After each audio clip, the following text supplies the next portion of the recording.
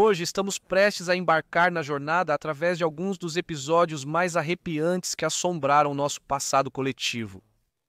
Desde lendas fantasmagóricas que desafiam explicação, até segredos obscuros enterrados sob séculos de poeira, essas histórias vão te arrepiar e fazer você repensar tudo o que pensava que sabia sobre a história.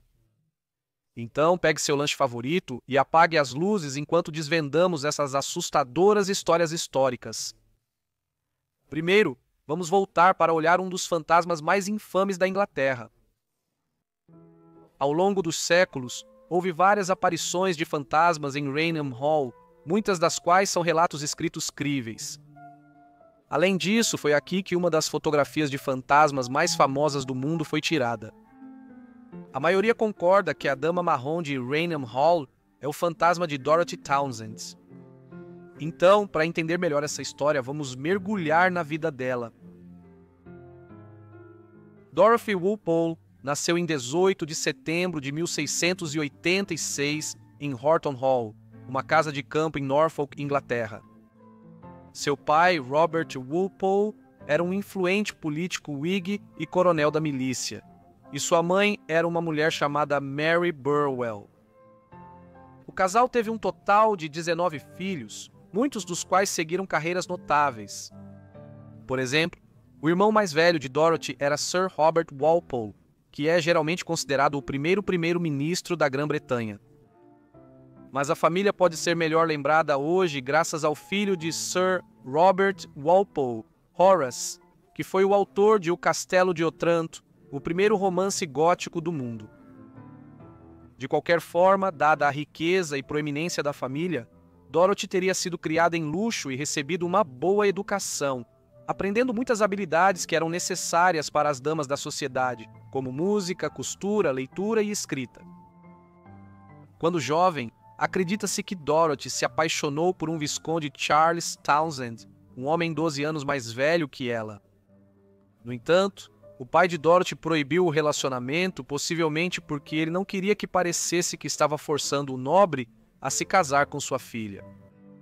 Bem, ele havia sido o tutor do jovem Charles anos antes, após a morte de seu pai quando ele tinha apenas 13 anos. Também deve ser notado que, nessa época, a jovem Dorothy tinha apenas cerca de 12 ou 13 anos de idade, então ela era muito jovem. Charles Townshend casou-se com Elizabeth Pelham em 1698. O casal teve 5 filhos, mas ela morreu prematuramente em 1711, aos 30 anos de idade. Isso agora permitiu que ele reacendesse seu relacionamento com Dorothy e possivelmente pedisse sua mão. No entanto, Dorothy não ficou ociosa todos esses anos. Embora não estivesse casada, ela se tornou a amante de Thomas Wharton, primeiro Marquês de Wharton, um político conhecido por seu imenso charme e por ser um excelente orador público. No entanto, ele também era um libertino notório, que tinha um caráter devasso e irreligioso, e foi descrito como um homem sem princípios morais ou religiosos. Apesar de sua ligação com o nobre casado, ela logo se reconectou com seu antigo amor e se casaram em 1713. O casal teve pelo menos 11 filhos nascidos entre 1714 e 1726, 6 dos quais sobreviveram até a idade adulta. Por fora, tudo parecia estar indo bem, mas Dorothy, que agora era a viscondessa Townshend, estava prestes a enfrentar um terrível destino. Conforme a história, rumores do caso entre Lady Dorothy e Lord Wharton de anos atrás começaram a chegar a Charles Townshend. Embora Lord Wharton tenha morrido em 1715, foi apenas agora que Charles Townshend estava descobrindo do adultério que sua esposa havia cometido com o notório Freke. Townshend estava furioso. Ele tinha um temperamento feroz, e os historiadores o descreveram como um homem apaixonado que amava e odiava rapidamente e raramente mudava de opinião, uma vez que uma opinião havia sido formada. Como resultado, ele trancou sua esposa em um quarto isolado do resto da casa, onde ela permaneceu como prisioneira. Ela nunca deveria sair e não tinha permissão para ver seus filhos. Acredita-se que ela foi trancada em Rainham Hall pelo resto de sua vida. De acordo com registros legais, ela morreu em 1726 de varíola, embora como ela morreu sob circunstâncias misteriosas, houvesse rumores de uma morte mais violenta, com alguns acreditando que ela foi empurrada escada abaixo no grande corredor, quebrando o pescoço. Ela tinha 39 anos de idade na época e foi posteriormente enterrada, mas a lenda diz que ela não morreu realmente nesse momento e que seu funeral foi uma farsa. Suspeita-se que a Lady Dorothy permaneceu presa em Raynham Hall por muitos anos após 1726 até sua eventual morte, possivelmente por inanição. Os anos se passaram e sua vida e o misterioso conto que a envolvia desvaneceram-se na obscuridade. Mas tudo isso mudaria no século XIX, quando muitos visitantes de Raynham Hall relataram ver uma senhora em um vestido marrom antiquado andando pelos corredores à noite. Foi alegado que em 1815, o príncipe regente, mais tarde rei George IV, viu isso ele mesmo.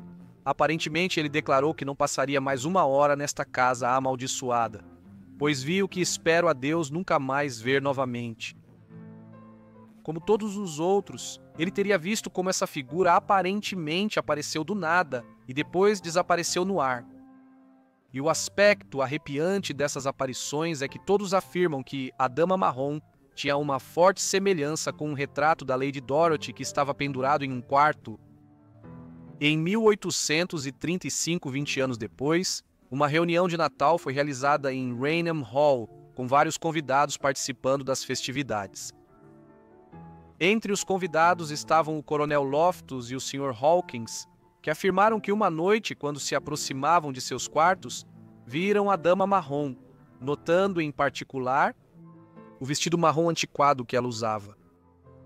Na noite seguinte, Loftus afirmou ter visto ela novamente. O Sun relatou que ela tinha cavidades oculares escuras e vazias e um rosto brilhante. Essas aparições aterrorizaram a equipe, levando muitos a deixarem seus empregos. No ano seguinte, o capitão Frederick Marriott, um oficial da Marinha Real, romancista e amigo de Charles Dickens, passou algumas noites em Raynham Hall. Ele especificamente solicitou o quarto onde estava o retrato da Lady Dorothy para provar que a Dama Marrom não era real e que as aparições douradas eram devido a contrabandistas em Raynham. Florence Marriott, que era filha do capitão, escreveu o seguinte sobre sua experiência. Ele tomou posse do quarto em que estava pendurado o retrato da aparição e onde ela muitas vezes foi vista, e dormiu todas as noites com um revólver carregado debaixo do travesseiro. Por 2 dias, no entanto, ele não viu nada, e o terceiro seria o limite de sua estadia. Na terceira noite, no entanto, 2 jovens bateram à sua porta enquanto ele se despia para ir para a cama e pediram-lhe para ir até o quarto deles, que ficava no outro extremo do corredor, e dar a sua opinião sobre uma nova arma que acabara de chegar de Londres. Meu pai estava de camisa e calças, mas como a hora era tardia e todos já haviam se retirado para descansar, exceto eles, ele se preparou para acompanhá-los como estava. Ao saírem do quarto, ele pegou seu revólver. "Caso encontrem a Dama Marrom", disse ele rindo. Quando a inspeção da arma terminou, os jovens, no mesmo espírito, declararam que acompanhariam meu pai de volta. "Caso vocês encontrem a Dama Marrom", eles repetiram também rindo. Os 3 senhores, portanto, retornaram juntos. O corredor era longo e escuro, pois as luzes haviam sido apagadas, mas quando chegaram ao meio dele, viram o brilho de uma lâmpada vindo em sua direção do outro extremo. "Uma das senhoras indo visitar os berçários", sussurrou o jovem Townsend para meu pai.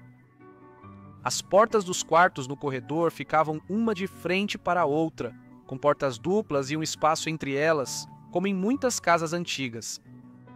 Meu pai, como eu disse, estava apenas de camisa e calças, e sua modéstia natural fez com que ele se sentisse desconfortável.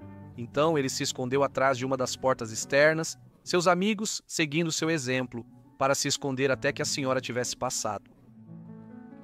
Eu ouvi ele descrever como ele a observava, se aproximando cada vez mais através da fresta da porta, até que, quando ela estava perto o suficiente para ele distinguir as cores e o estilo de sua roupa, ele reconheceu a figura como a cópia fiel do retrato da senhora Morena. Ele tinha o dedo no gatilho de seu revólver e estava prestes a exigir que parasse e desse a razão de sua presença ali, quando a figura parou por conta própria diante da porta atrás da qual ele estava, e segurando a lâmpada acesa que carregava até seus traços, sorriu de maneira maliciosa e diabólica para ele. Este ato enfureceu tanto meu pai, que estava longe de ter um temperamento manso, que ele pulou para o corredor com um salto e disparou o revólver bem na cara dela. A figura desapareceu instantaneamente e a bala atravessou a porta externa do quarto para o lado oposto do corredor e se alojou no painel da porta interna. Meu pai nunca mais tentou interferir com a Dama Marrom de Raynham. Após este encontro, as aparições da Dama Marrom diminuíram significativamente, e a próxima aparição registrada não foi até 1926, quando o filho da Lady Townsend e seu amigo supostamente avistaram o fantasma na escada. Eles também disseram que o que tinham visto se assemelhava ao retrato da Lady Dorothy Townsend. Em 1936, a história da Dama Marrom ganhou atenção nacional quando o fotógrafo Capitão Hubert C. Provind, juntamente com seu assistente, Indri Shira, começou a tirar fotografias de Raynham Hall para a revista Country Life. Como em qualquer outro trabalho, eles buscaram as melhores fotos possíveis, mas ao fotografar a grande escadaria, uma forma vaporosa, assumindo gradualmente a aparência de uma mulher, se moveu em direção a eles. Era uma dama marrom. Ela reiterou o seguinte sobre isso. O capitão Provence tirou uma fotografia enquanto eu acendia a luz. Ele se concentrava para outra exposição. Eu estava ao lado dele, logo atrás da câmera, com a pistola de lanterna na minha mão, olhando diretamente para a escada.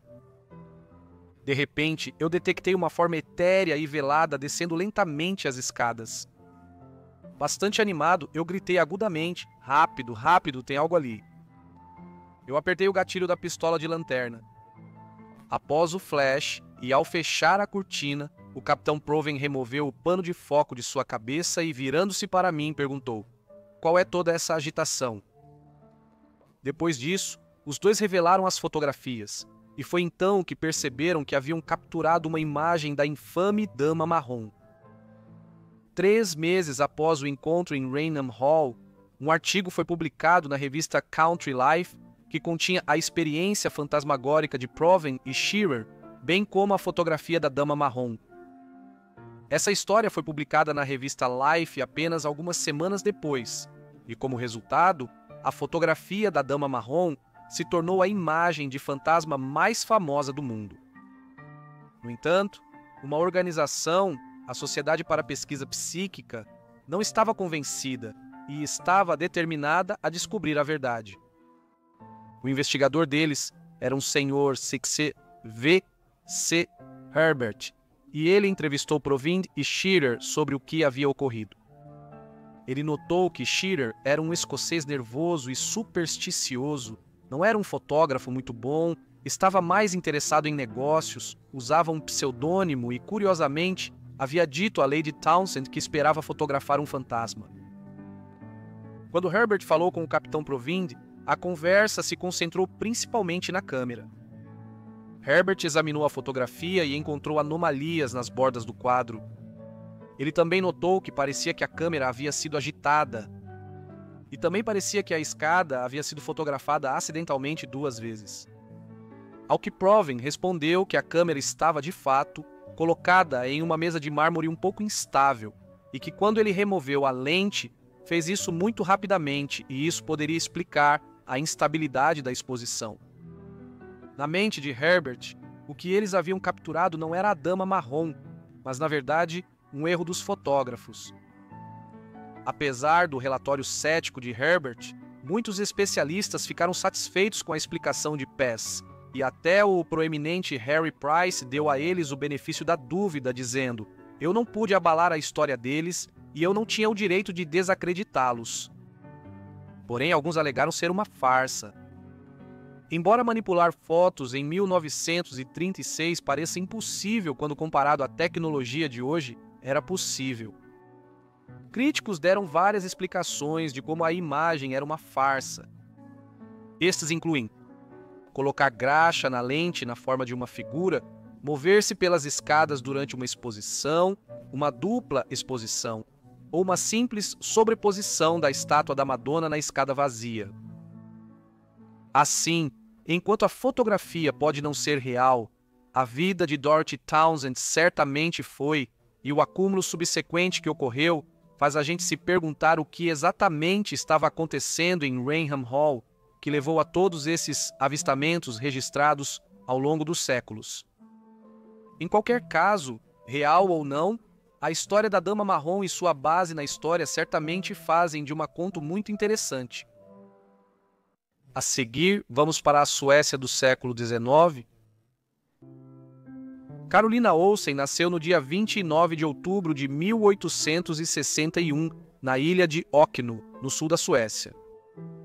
Esta ilha fica ao largo da costa de Monsteras, uma localidade na província de Kalmar, no sul da Suécia. A ilha é pequena, e o único grande assentamento lá é uma cidade também chamada Ökno. A localização remota, em uma ilha distante, só adicionaria ao mistério em torno da história de vida de Olsen nos anos que se seguiram. Pouco se sabe sobre a vida precoce de Carolina e Ökno. Certamente não era o tipo de lugar que gerava muito em termos de escândalo ou sensação no meio do século XIX. A família Olsen era típica da ilha. O pai de Carolina era pescador, base da economia local, e sua mãe dona de casa. Ela era a segunda mais velha de 5 filhos em uma família que apenas conseguia subsistir em uma comunidade pobre de pescadores. Seus 4 irmãos eram todos meninos. O mundo nunca teria ouvido falar de Carolina Olsen se não fosse pelos eventos de 18 de fevereiro de 1876. Naquele dia, Carolina, de 14 anos, bateu a cabeça enquanto estava no gelo de uma geada tardia de inverno em Ökno. Ela teve uma dor de dente logo em seguida. Comunidades rurais isoladas como Ökno ainda eram propensas a superstições extremas na segunda metade do século XIX, e a família de Carolina começou a acreditar que um feitiço maligno havia sido lançado sobre ela por uma bruxa local, quando a dor de dente não passou. E então, no dia 22 de fevereiro, 4 dias após sua queda, Carolina foi para a cama e, segundo todos os relatos, não acordou por 32 anos. A família Olsen estava, bastante compreensivelmente, sem saber como lidar com essa última reviravolta do destino. Para uma pequena comunidade isolada como esta no século XIX, não havia base de conhecimento para tentar determinar o que poderia estar acontecendo com a pobre Carolina.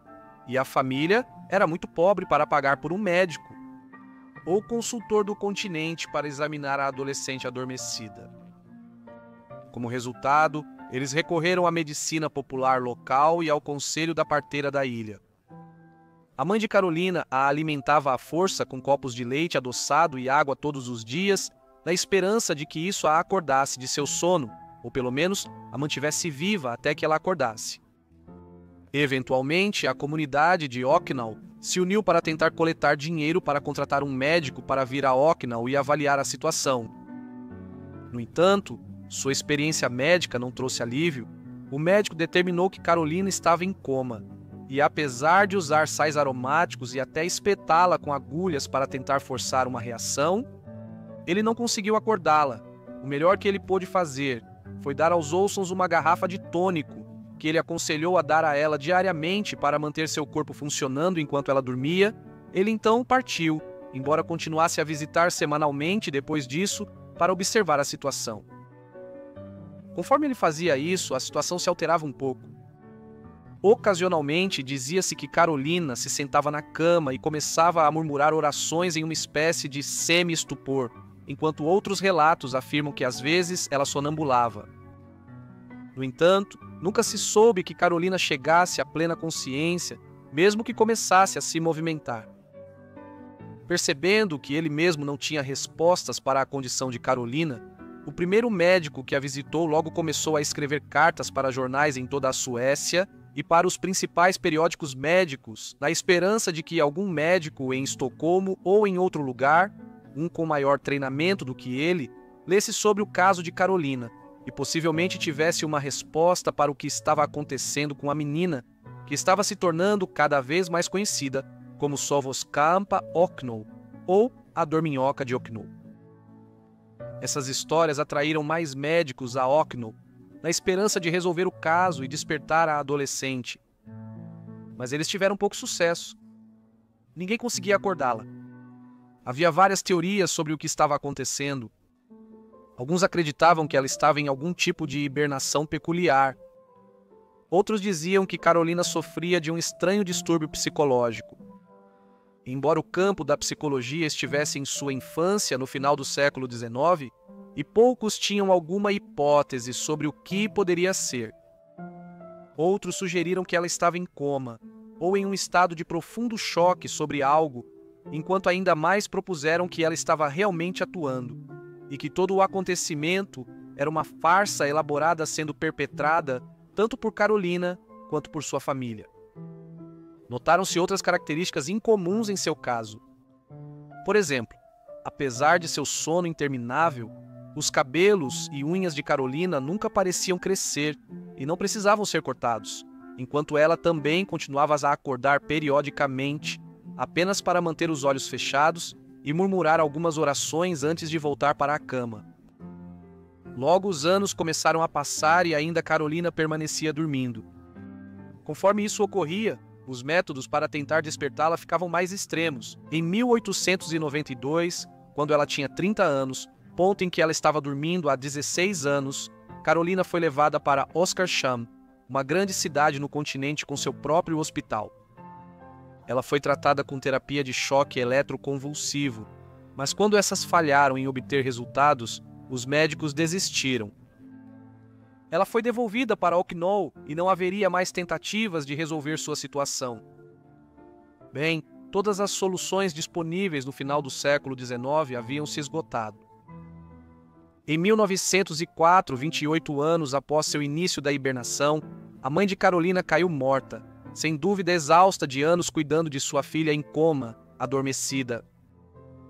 Algumas histórias contam que Carolina acordou o suficiente para chorar quando sua mãe morreu, mas isso pode ser um exagero. De qualquer forma, algumas vizinhas começaram a ajudar nos cuidados de Carolina e a vigiavam enquanto seu pai e alguns de seus irmãos estavam fora nos barcos de pesca de Oknel. É lamentável que sua mãe tenha falecido em 1904, pois se tivesse vivido alguns anos a mais, teria presenciado sua filha se libertar de seu eterno pesadelo. No dia 3 de abril de 1908, aos 47 anos, pouco mais de 32 anos depois de ter adormecido pela primeira vez, Carolina Olsen acordou repentinamente para o espanto de seu pai, 2 irmãos e vizinhos. Quando acordou, Carolina foi informada de que sua mãe estava morta, assim como 2 de seus irmãos, que haviam se afogado no mar ao longo dos anos. Conforme sua situação se revelava para ela, e enquanto ela se olhava no espelho, mal reconhecendo a si mesma, Carolina começou a chorar. Dado o que aconteceu ao longo dos anos, seu caso agora gerava enorme atenção na Suécia e internacionalmente, pois foi relatado de Estocolmo a Londres e Paris que era adormecida de Okno, que as pessoas poderiam se lembrar dos jornais 30 anos antes, finalmente havia despertado. Por sua parte, Carolina concordou em passar por uma avaliação psiquiátrica e exames médicos em Estocolmo. Durante esse período, suas faculdades mentais foram consideradas totalmente intactas, sem que ela notasse a passagem de 32 anos, e estava realmente despertando como se ainda tivesse 14 anos, em vez de 47.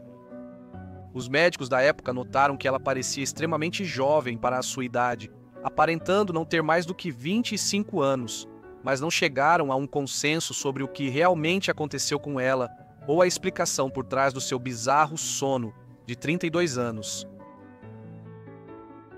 Então, o que poderia explicar a doença de Carolina Olsen? Todas as explicações médicas que foram teorizadas na época, seja histeria, demência, coma ou algum distúrbio psicológico, foram descartadas desde então. No entanto, uma possível explicação é que ela estava sofrendo de um caso muito grave da síndrome de Klein-Onze.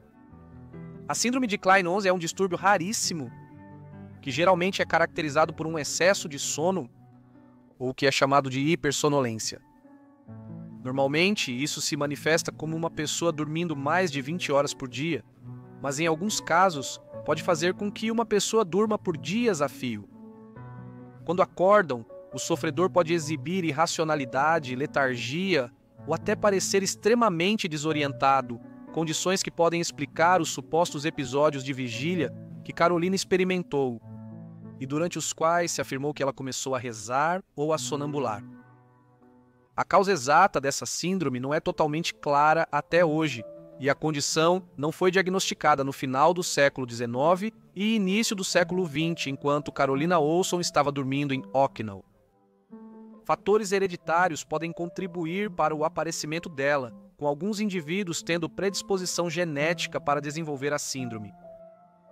Também pode ser devido a uma disfunção cerebral do hipotálamo, a parte do cérebro que regula o sono, o apetite e a temperatura corporal. O distúrbio pode ser muito cíclico e esporádico.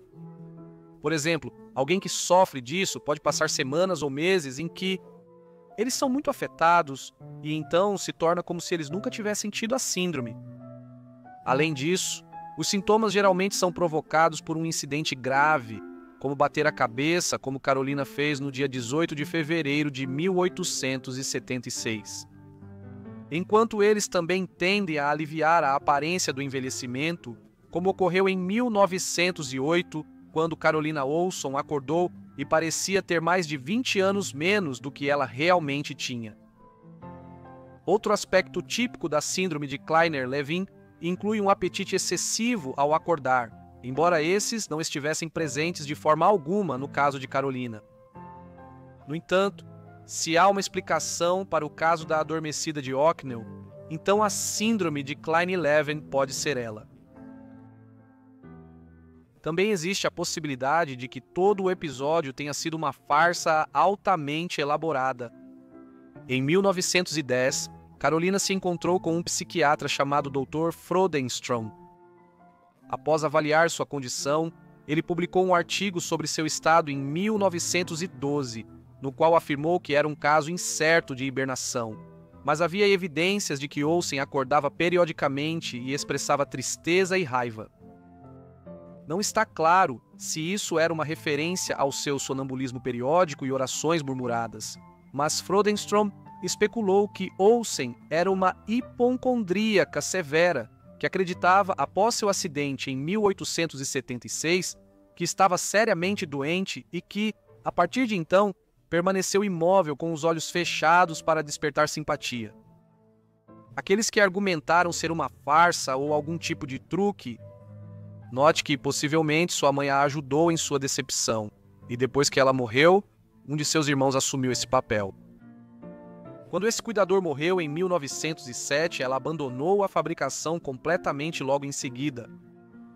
Assim como a teoria de que ela sofria da síndrome de Klein-Onze, a ideia de que sua hibernação de 32 anos era apenas uma farsa elaborada também permaneceu não comprovada, embora pareça difícil acreditar que ela poderia ter enganado os médicos que lhe administraram a terapia de eletrochoque em 1892.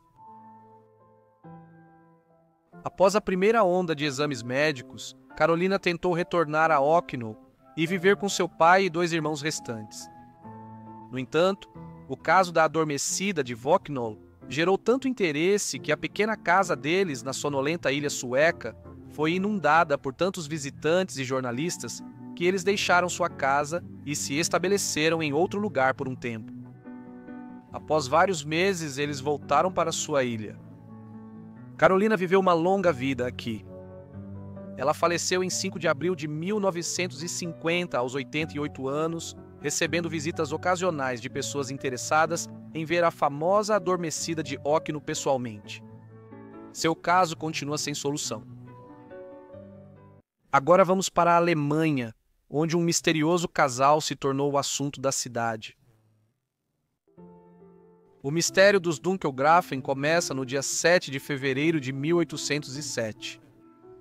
Nesse dia, uma carruagem coberta chegou à cidade de Hildburghausen, na Turíngia, no centro da Alemanha. Quando chegou, um casal desceu. O homem estava no final dos 30 anos na época, mas a mulher era alguns anos mais jovem, talvez próxima dos 30, ou assim os observadores teriam estimado. Quem eram eles? Muitos na cidade perguntaram, mas nos anos que se seguiram, praticamente nada foi descoberto, e em vez disso, o mistério simplesmente se aprofundou. O casal misterioso se estabeleceu em uma moradia modesta em Hildburghausen nos próximos 3 anos. Ele usava o título e o nome de Conde Wawel de Versailles, enquanto se tomava cuidado para nunca revelar a identidade dela. Havia pouca explicação sobre quem eles eram e de onde vieram. Curiosamente, porque um conde e sua companheira, que ele enfatizou não ser sua esposa ou parceira de qualquer tipo, se mudariam para a remota Hildburghausen. Estariam eles se escondendo de algo ou alguém? Em 1810, o casal se mudou para o castelo Eishausen, perto da cidade, mas em uma região isolada, e quando o fizeram, permaneceram lá na maior parte do tempo. Eles raramente, se é que alguma vez, deixaram o castelo e viveram uma espécie de exílio autoimposto fora de Hildburghausen. Nas raras ocasiões em que deixavam Eishausen, a mulher em particular era evasiva, geralmente viajando para onde precisava ir de carruagem e com um véu cobrindo o rosto. Isso continuou por muito tempo, e os aldeões de Hildburghausen e da região ao redor logo começaram a se referir ao casal como os Dunkelgrafen ou Condes Sombrios, por conta da natureza obscura de sua identidade. Após décadas de reclusão no castelo de Eishausen, ela eventualmente morreu no dia 28 de novembro de 1837, enquanto o suposto conde viveu mais 8 anos, até 1845. No momento de sua morte, a mulher foi registrada como Sophie Botter e ela foi enterrada no Morro Schullersberg, perto do castelo, em um jardim que o casal havia comprado vários anos antes. O conde foi sepultado no cemitério de Eishausen, enquanto o castelo foi demolido em 1873, após ficar vago por alguns anos. Isso tudo era muito peculiar. O casal morreu após viver na região sob circunstâncias estranhas, por mais de 40 anos no caso do conde. Assim, mesmo anos após suas mortes, os residentes de Hildburghausen continuaram a se perguntar quem eram os estranhos que haviam vivido em seu meio por tantos anos, e uma teoria acima de todas se tornou popular. Após a morte do conde em 1845, logo se revelou que o homem, na verdade, não era um conde de todo. Na verdade, ele era um holandês chamado Leonardus Cornelius van der Valk, que atuou como secretário na embaixada holandesa em Paris entre o verão de 1798 e a primavera de 1799. Então por que ele mentiu e fingiu ser um aristocrata menor? Além disso, se ele não era um conde, mas sim um humilde burocrata, como ele e sua companheira teriam conseguido comprar um castelo e viver lá sem trabalhar ou ganhar uma renda por décadas? A resposta que muitas pessoas cada vez mais acreditavam era que o homem era uma espécie de acompanhante vitalício de ninguém menos que Marie-Thérèse Charlotte, a filha do rei Luís XVI e Marie Antoinette da França, ambos mortos pelo governo revolucionário francês em 1793, após a Revolução Francesa. Vamos voltar um pouco para considerar quem era Marie-Thérèse. Ela nasceu no Palácio de Versalhes, nos arredores de Paris, no dia 19 de dezembro de 1778, a filha mais velha do rei Luís XVI e sua rainha nascida na Áustria, Marie Antoinette. Marie-Thérèse foi a única dos 3 filhos de seus pais que sobreviveu até a idade adulta. Ela tinha 2 irmãos mais novos, Louis Joseph, nascido em 1781, e Louis Charles, em 1785, ambos os quais sucumbiram à tuberculose quando tinham 7 e 10 anos de idade, respectivamente, embora a morte de Louis Charles possa ter sido acelerada pelo tratamento desumano nas mãos do governo revolucionário em Paris no início dos anos 1790. Em 1789, a Revolução Francesa eclodiu em toda a França, Até o final do ano, Marie-Thérèse e seus pais estavam sendo mantidos em prisão domiciliar em Paris pelos revolucionários. Por um tempo, Louis e Marie foram autorizados a permanecer como rei e rainha do país simbolicamente, mas continuaram conspirando com governos estrangeiros como Áustria e Grã-Bretanha para intervir na França em seu nome. O governo francês eventualmente decidiu colocar o monarca e sua consorte em julgamento. Ambos foram considerados culpados de traição e executados em 1793. Com a morte de seu irmãozinho 2 anos depois, Marie-Thérèse era a última membro da família viva. Em 1795, a ex-princesa foi considerada uma ameaça mínima para o governo revolucionário. A monarquia havia chegado ao fim, uma república havia sido estabelecida e os exércitos revolucionários franceses haviam passado a estar na defensiva contra os britânicos, austríacos e outros para estarem na ofensiva, conquistando os Países Baixos no início daquele ano e estabelecendo a República Batava lá como uma aliada próxima. Consequentemente, a possibilidade de Marie-Thérèse ser usada pelas potências estrangeiras como uma figura simbólica para restabelecer a monarquia parecia remota, e ela foi autorizada a deixar a França e ir para a família de sua mãe em Viena, na Áustria. E é aqui que a trama se complica. Marie-Thérèse estava incrivelmente traumatizada pelos anos que passou em cativeiro. Não há como negar isso. Como resultado, algumas pessoas passaram a acreditar que a mulher chegou a Viena em 1795, afirmando ser Marie-Thérèse era na verdade sua irmã adotiva. Essa mulher era Ernestine de Lombric, filha de 2 servos reais que trabalharam no Palácio de Versalhes nos anos de 1770 e 1780. Ernestine tinha uma semelhança com as crianças reais, e havia rumores de que o rei Louis era seu verdadeiro pai. Seja qual for a verdade disso, ela se tornou uma companheira de brincadeiras de Marie-Thérèse. E quando sua mãe morreu em 1788, o rei e a rainha a adotaram, embora seu pai ainda estivesse vivo. Durante os anos tumultuados que se seguiram, a Ernestine não foi mantida em cativeiro com o resto da família real, mas ela era frequentemente confundida com Marie-Thérèse e foi insultada enquanto caminhava pelas ruas de Paris. Tamanha era a semelhança entre ela e a filha biológica do rei e da rainha. E foi essa semelhança que levou muitas pessoas a acreditar que quando Marie-Thérèse supostamente chegou a Viena em 1795, era na verdade Agnestine de Lambriquet fingindo ser Marie-Thérèse. Essa teoria sugere que Marie-Thérèse ficou tão traumatizada pelos eventos dos anos entre 1789 e 1795 que, quando foi libertada, simplesmente queria passar sua vida em isolamento. Distante da corte e governos que tentaram usá-la como peça nas guerras enquanto britânicos, austríacos e outros estavam em conflito com a França durante boa parte do período até 1815. Consequentemente, a teoria dos Dunkelgrafen sustenta que a mulher que viajou pelos tribunais da Europa por décadas após 1795, fingindo ser Marie-Thérèse, era na verdade Ernestine de Lombriquet, enquanto a mulher que chegou em uma carruagem a Hildburghausen na primavera de 1807 e ficou conhecida como a Condessa Escura era na verdade a princesa francesa, que estava escondida do mundo que a deixou tão traumatizada. Durante anos o mistério se aprofundou. Muitos historiadores e entusiastas conduziram pesquisas sobre a misteriosa Condessa Escura e os Dunkelgrafen. Isso contribuiu para a especulação.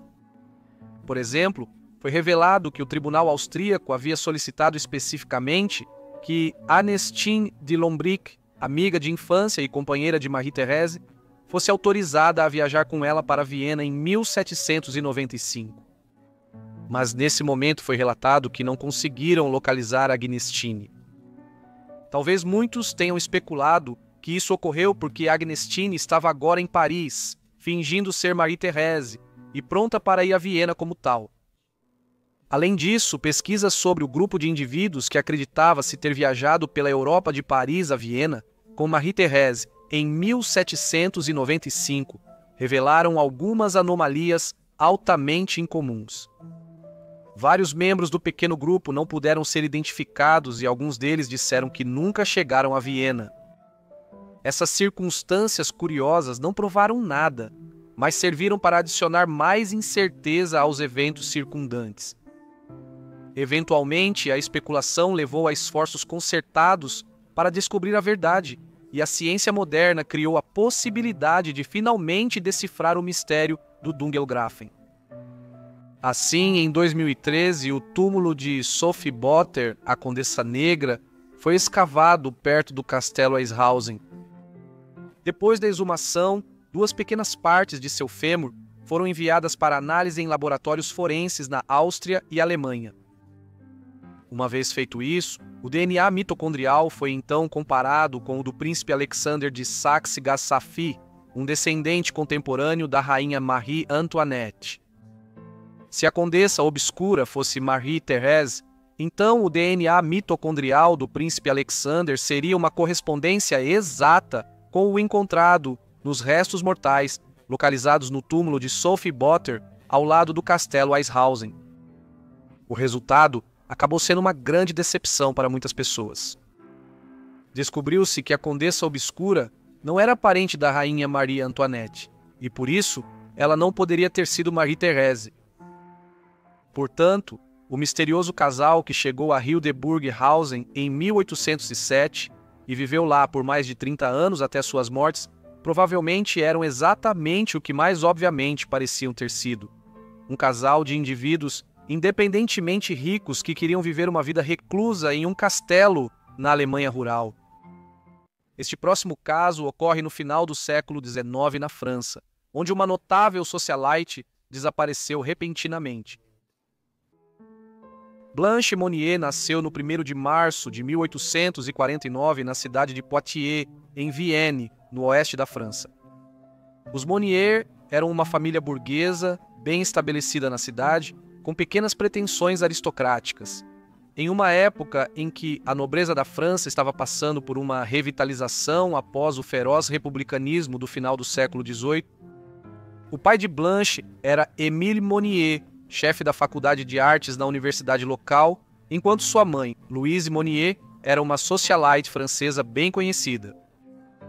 Émile Monnier também era um indivíduo que havia ganhado um prestigioso prêmio de Comitê de Boas Obras. Esse era um mérito concedido na França do século XIX a indivíduos que eram percebidos como tendo feito contribuições significativas para suas comunidades e possuíam alta virtude. Além disso, a família tinha conexões com a alta sociedade em Paris. Assim, Blanche Monnier nasceu em uma família que, para todas as aparências externas, eram membros respeitáveis da comunidade em Poitiers. Contudo, sua história provaria que eles eram o oposto disso. Os primeiros anos de Blanche foram majoritariamente tranquilos.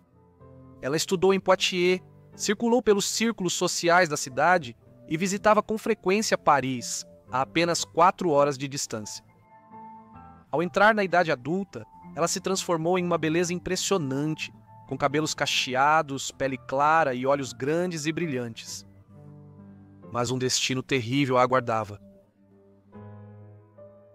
Em meados dos anos 1870, quando estava entrando em seus 20 e poucos anos, Blanche conheceu e se apaixonou por um jovem de Poitiers. Embora ele fosse advogado, uma profissão normalmente conhecida por altos salários, o homem vinha de uma origem humilde e tinha poucos clientes na sociedade restrita da cidade provincial. Além disso, ele era substancialmente mais velho que Blanche. Como tal, enquanto ele teria uma vida perfeitamente adequada, os pais de Blanche não estavam impressionados com ele, como um possível par para o casamento de sua filha. Em vez disso, eles imaginavam ela se casando com a pequena nobreza do oeste da França, ou, dada a sua beleza, até mesmo formando uma união com um membro da alta sociedade de Paris enquanto o país entrava na Belle Époque.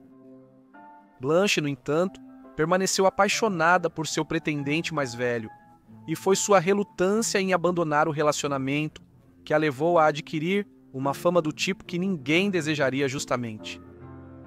Sua relutância em terminar o relacionamento com o que sua mãe chamava de advogado sem dinheiro levou seus pais, com a ajuda do irmão de Blanche, Marcel, a trancá-la em um pequeno quarto em sua grande casa em Poitiers, no 1º de março de 1875, que por acaso era o 26º aniversário de Blanche. Confinada neste pequeno quarto, os Monniers disseram à sua filha que só a libertariam quando ela concordasse em terminar o relacionamento e desistir de qualquer pensamento de se casar com seu advogado Soutard. O assunto poderia ter terminado logo depois disso, mas por algum motivo que não está totalmente claro, não terminou. E à medida que os dias se transformavam em semanas e as semanas em meses, Blanche permaneceu presa no pequeno quarto na casa de seus pais em Poitiers. Com o tempo, por razões que até hoje ainda não estão 100% claras, isso se transformou em um aprisionamento permanente. Como veremos em breve, isso foi um confinamento horrível. Pode-se perguntar neste ponto como Blanche poderia ter desaparecido sem que ninguém levantasse suspeitas ou procurasse determinar para onde ela tinha ido. Em resposta, pode-se dizer que havia muitas pessoas que perguntaram sobre o bem-estar dela nas semanas e meses que se seguiram após seu primeiro desaparecimento na primavera de 1875. Os vizinhos estavam preocupados, assim como seus amigos, e o amante leal de Blanche tentou descobrir seu paradeiro, mas com o tempo as investigações cessaram. Ninguém teria pensado que uma das famílias mais respeitadas de Poitiers tinha aprisionado um membro da família em um quarto e simplesmente decidiu deixá-la presa lá indefinidamente. Além disso, se alguém relatasse às autoridades sobre o desaparecimento dela, os relatórios eram evidentemente ignorados. Talvez as pessoas simplesmente acreditassem que Blanche tinha ido para os climas mais ensolarados de Paris. Com o passar dos anos, Blanche continuou presa na casa de seus pais em Poitiers. Embora pareça relativamente claro que a mãe de Blanche foi a principal responsável pelas terríveis circunstâncias em que colocou sua filha, é bastante evidente que outros membros da família também estavam envolvidos, embora o papel de seu pai Émile tenha chegado ao fim quando ele morreu em 1879, 4 anos depois de Blanche ter sido trancada no quarto. A partir daí, foram principalmente Louise Monnier e seu filho, o irmão de Blanche, Marcel, que se empenharam em manter Blanche trancada. Sua prisão foi brutal. O quarto em que ela foi confinada ano após ano era um quarto no sótão. Tinha uma pequena janela, embora esta tivesse sido escurecida e não havia luz natural de qualquer tipo lá. A porta era trancada por fora, e Blanche dependia completamente do que seus captores forneciam para sobreviver. A verdadeira extensão das horríveis condições seria revelada a seu tempo. Enquanto isso, conforme os anos passavam, os motivos originais para prender a jovem mulher desapareciam. O advogado com quem ela se relacionava e cuja relação motivou sua detenção pela família, faleceu em 1885, quase uma década após seu primeiro encarceramento. Por que sua mãe e irmão continuaram a mantê-la nesta situação torturante depois disso permanece um mistério. Talvez eles acreditassem que, se a libertassem, ela os denunciaria às autoridades, e este era um risco que eles não estavam dispostos a correr, especialmente porque eram uma família reconhecida em Poitiers. No entanto, continuou ano após ano. Depois de um certo ponto, os residentes de sua localidade em Poitiers devem ter esquecido em grande parte dela e de seus antigos amigos e conhecidos também. Dito isto, houve incidentes ocasionais que as pessoas notaram como sendo estranhos muitos anos depois. Por exemplo, nos anos 1900, um vizinho relatou um episódio em 1892, quando ela acreditava que ouviu uma mulher gritando da casa Monnier. Na época, ela havia descartado isso, mas mais tarde, quando foi revelado exatamente o que havia ocorrido lá, tudo fez muito mais sentido. Evidentemente, alguém tinha uma ideia do que estava acontecendo, e mais de 25 anos depois que Blanche foi presa pela primeira vez, algum herói anônimo veio em seu resgate.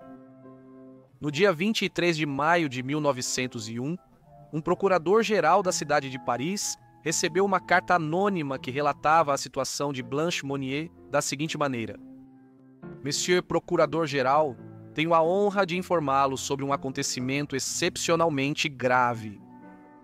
Falo de uma solteirona que está trancada na casa de Madame Monnier, meio faminta e vivendo em uma cama podre pelos últimos 25 anos, em uma palavra, em sua própria sujeira.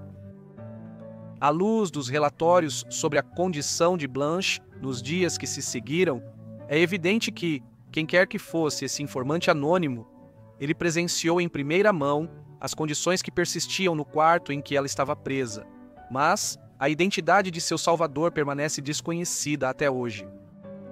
A polícia de Paris e Poitou agiu rapidamente com base neste relatório perturbador. Dentro de alguns dias, eles entraram na casa dos Monnier e começaram a revistá-la de cima a baixo. Por um tempo, não encontraram nada em comum enquanto percorriam os andares inferiores, mas depois chegaram a uma porta trancada com cadeado por fora.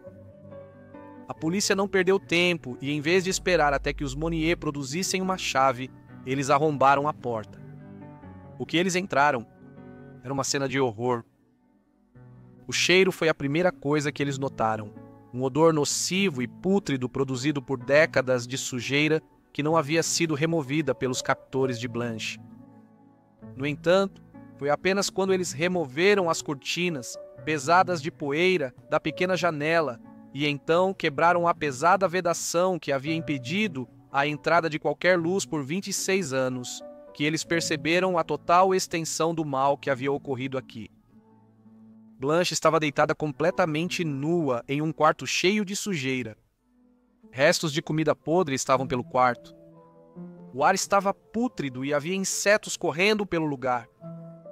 Blanche estava absolutamente aterrorizada com a intrusão desses estranhos em sua prisão após mais de um quarto de século de confinamento ali. Infelizmente, sua mente estava completamente perdida. E ela pesava pouco mais de 25 quilos, ou aproximadamente 4 pedras. O relatório policial posterior deu um relato completo do que eles encontraram. Imediatamente ordenamos a abertura da janela de caixilho. Isso foi feito com grande dificuldade, pois as antigas cortinas de cor escura caíram em uma pesada chuva de poeira. Para abrir as persianas, foi preciso removê-las das dobradiças direitas. Assim que a luz entrou no quarto, notamos ao fundo, deitada em uma cama, sua cabeça e corpo cobertos por um cobertor repugnantemente sujo.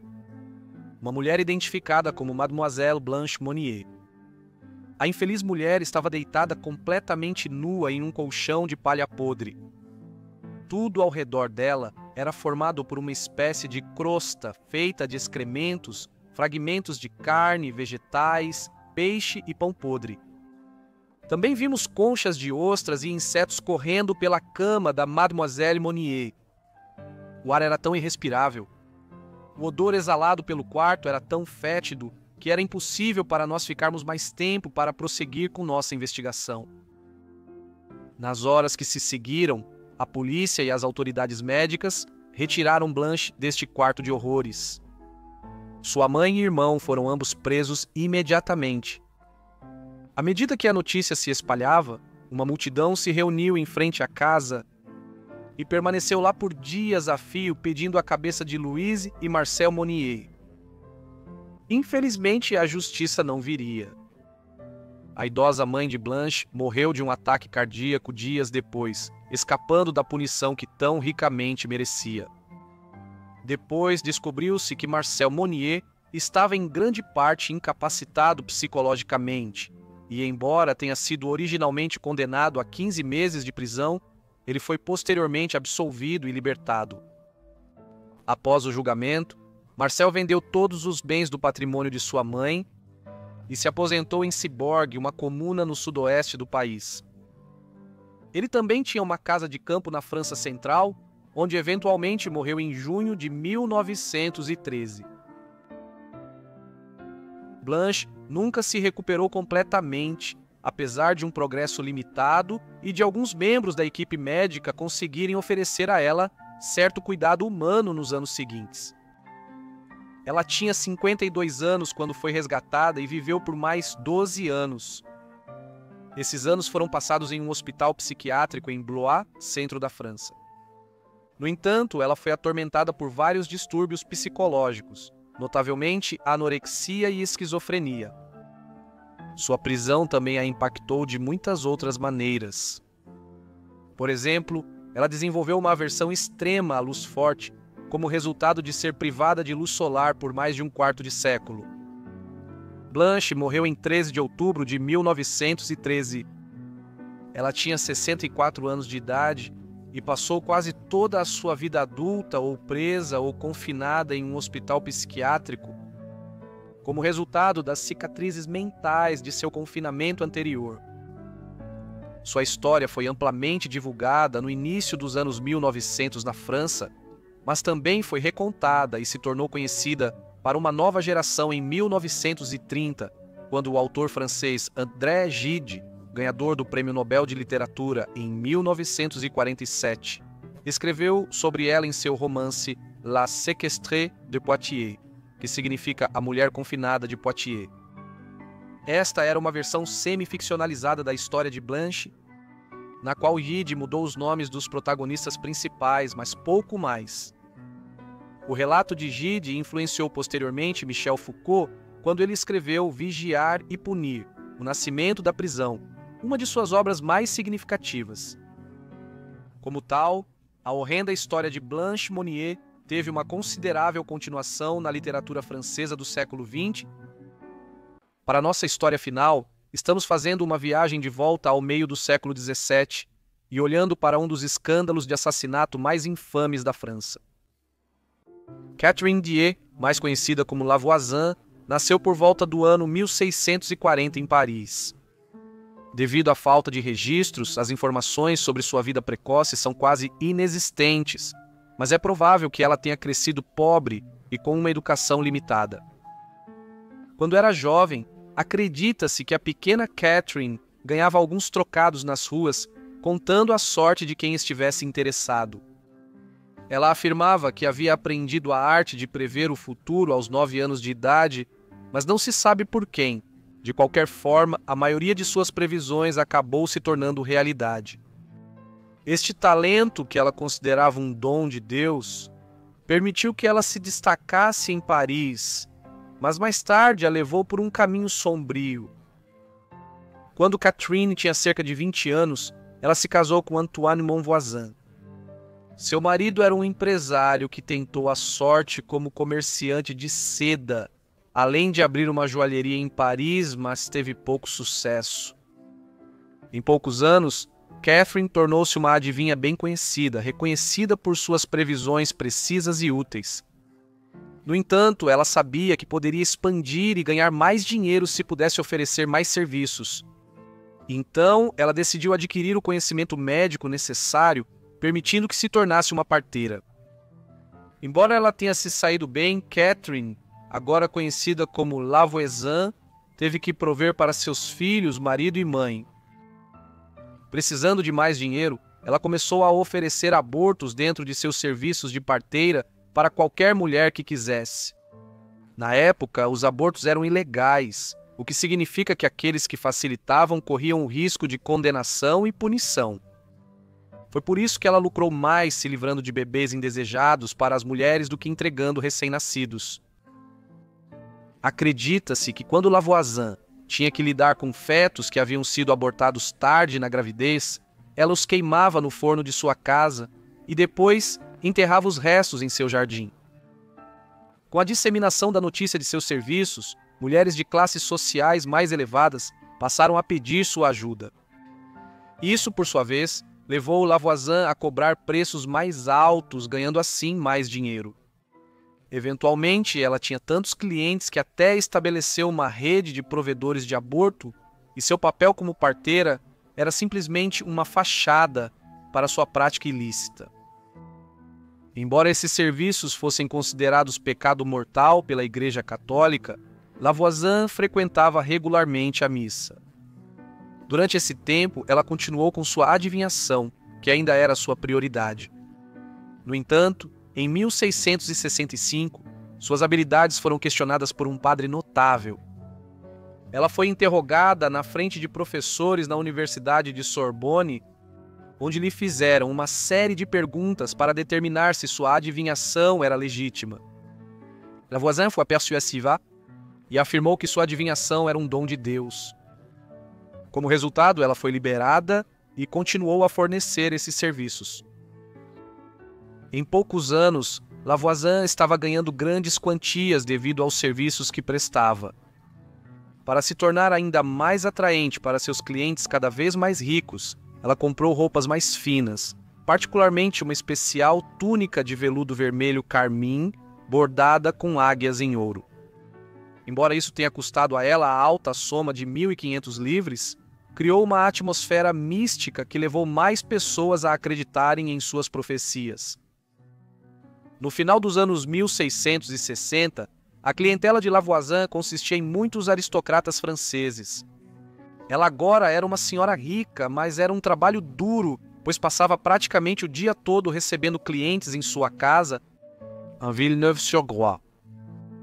Apesar de sua origem humilde, Lavoisin se misturava livremente com muitos dos membros da alta sociedade em Paris. Ela era conhecida por dar festas em sua casa, onde tocava violino para os convidados, e até mesmo tinha muitos amantes ricos. Estes incluíam um conde, um arquiteto, um mágico e um visconde, entre outros. Em uma ocasião, um de seus amantes, de nome Adam Lesage, ficou com ciúmes de seu marido, Antoine Monvoisin. Ele esperava se livrar dele, convencendo Lavoisin a envenená-lo. Inicialmente, Lavoisin concordou com o plano, mas depois mudou de ideia. Com seu grande sucesso, Lavoisin logo se viu envolvida em uma série de conflitos com Marie Bosse.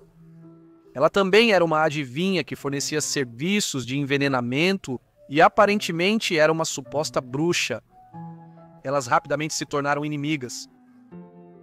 Se foi essa rivalidade ou petições de clientes que incentivaram Lavoisin a fornecer esses serviços, é desconhecido. No entanto, sua adivinhação eventualmente a levou a praticar as artes obscuras, criando objetos mágicos como amuletos e pós de amor, e por último, fornecendo venenos. Ao longo dos anos de adivinhação, Lavoisin percebeu que a maioria de seus clientes decidia principalmente 3 coisas: que uma certa pessoa se apaixonasse por eles, a morte de um membro da família para que pudessem herdar, e por último, que seus cônjuges morressem para que pudessem se casar com outra pessoa. Antes, Lavoisin era incapaz de mudar o destino. Porém, ela adquiriu novas habilidades que poderiam realizar os desejos dos clientes. Para evitar críticas caso seus desejos não fossem cumpridos, Lavoisin afirmou que apenas certos desejos que fossem à vontade de Deus se tornariam realidade. Além disso, ela começou a incentivar seus clientes a tomar certas medidas para que houvesse uma maior chance de seus desejos se tornarem realidade. Essas etapas poderiam incluir visitar a igreja de um santo, comprar certos objetos mágicos como amuletos e pós de amor, ou talvez o mais radical de todos, participar de uma missa negra.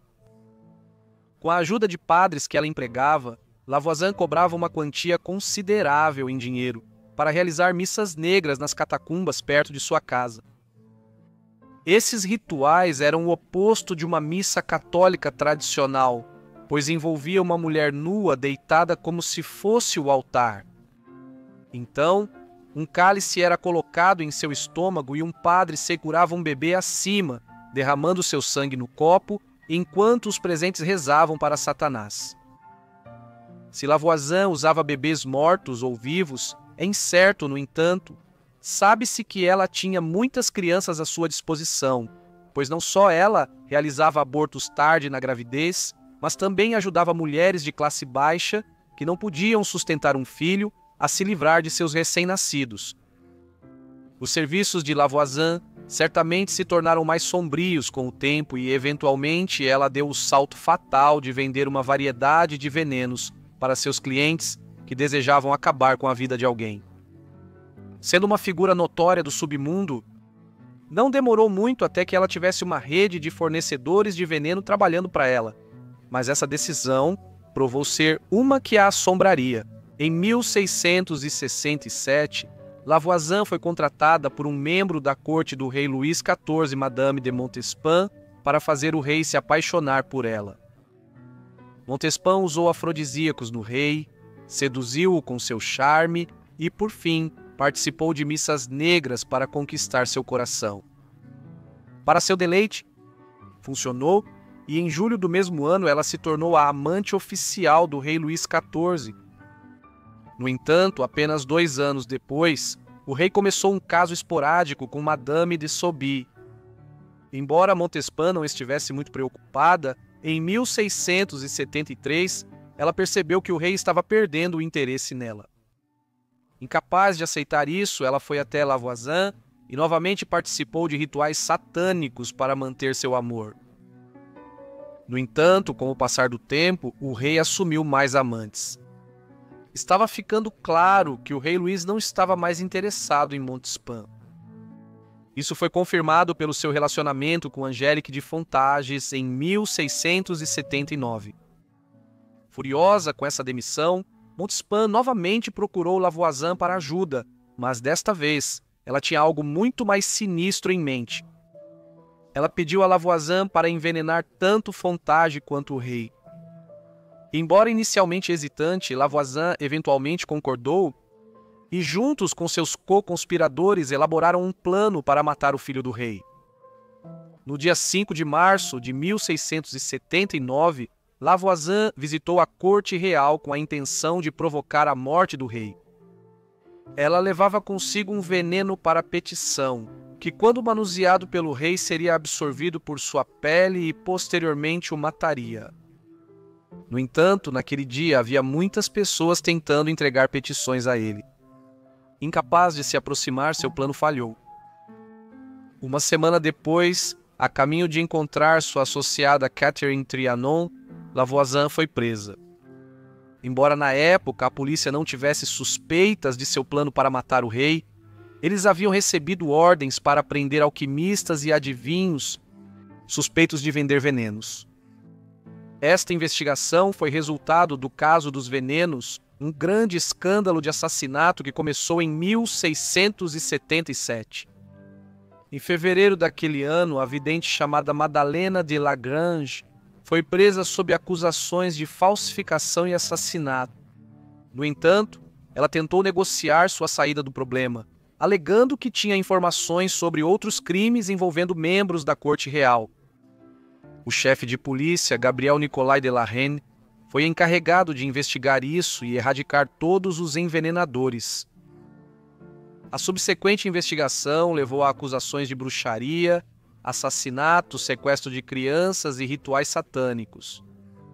Eventualmente, a inimiga de Lavoisin, Marie Bouze, foi presa e em 1679 ela apontou Lavoisin como a mente por trás da rede secreta de distribuição de veneno. Após sua prisão, Lavoisin foi encarcerada e interrogada. Sua rede de associados também foi presa. Ao contrário de outros que também foram questionados pelas autoridades, acredita-se que ela não foi submetida à tortura neste momento. No entanto, como a polícia sabia de seus hábitos alcoólicos, eles forneceram a ela um fluxo constante de álcool, o que significa que ela estava bêbada durante os interrogatórios. Inicialmente, Lavoisin negou todas as acusações, dizendo às autoridades que qualquer cliente que desejasse comprar veneno era encaminhado para Marie Bouze. No entanto, em outubro, ela admitiu ter vendido veneno e serviços mágicos para vários nobres, alguns dos quais eram membros da corte real. Depois disso, Lavoisin se certificou de não revelar mais nada. Quando perguntada para dar mais nomes, ela respondeu dizendo: Paris está cheia disso e há um número infinito de pessoas envolvidas neste comércio maligno. Embora Lavoisin tenha admitido algum envolvimento, suas ações não mereciam a pena de morte. Então, seus acusadores se concentraram em seus supostos serviços de aborto. As autoridades alegaram que Lavoisin injetava seringas nos corpos de mulheres grávidas que abortavam fetos, queimava os corpos e depois os enterrava em seu jardim, ela negou tudo isso. Apesar de uma frente confiante, Lavoisier estava muito receosa de que lhe perguntassem sobre suas visitas à corte real. Felizmente para ela, a polícia não tinha ideia sobre seu plano para matar o rei. Eles também não sabiam sobre as missas negras que ela conduzia ou sua conexão com Montespan. Apesar da falta de provas reunidas contra ela, no dia 17 de fevereiro de 1680, Lavoisier foi julgada e condenada por bruxaria. Como resultado, ela foi condenada a ser queimada na fogueira. Antes de sua execução, acredita-se que Lavoisier foi interrogada e torturada tendo suas pernas esmagadas. No entanto, estranhamente, pouco antes de sua execução, uma senhora descreveu como Lavoisier conseguia se mover tão livremente e parecia tão saudável que não parecia possível que ela tivesse sido submetida à tortura. De qualquer forma, ela não confessou, e no dia 22 de fevereiro de 1680, Lavoisier foi queimada viva em público na Place de Grève. A caminho da fogueira, disse que Lavoisier desesperadamente empurrou o feno que estava empilhado ao seu redor. Não foi até depois de sua morte que a sombria verdade de seus esquemas foi revelada. A filha de Lavoisier divulgou sua lista de clientes, a organização das missas negras, a conexão com Montespan e a tentativa de envenenar o rei. Suas palavras foram confirmadas pelos testemunhos dos ex-associados de Lavoisier. Estima-se que ela esteve envolvida nas mortes de entre 1.000 a 2.500 pessoas através de sua rede de provedores de aborto, missas negras e veneno. Agradeço a todos por assistirem a este vídeo sobre essas arrepiantes histórias históricas. Espero que tenham gostado. Deixe-me saber o que você achou do vídeo nos comentários abaixo. E se você tiver alguma sugestão, também não deixe de deixá-las nos comentários. De qualquer forma, espero que estejam inscritos e com as notificações ativadas para receberem meus vídeos assim que eu publicar. Bem, é isso. Vejo vocês na próxima Vida Esquecida. Valeu!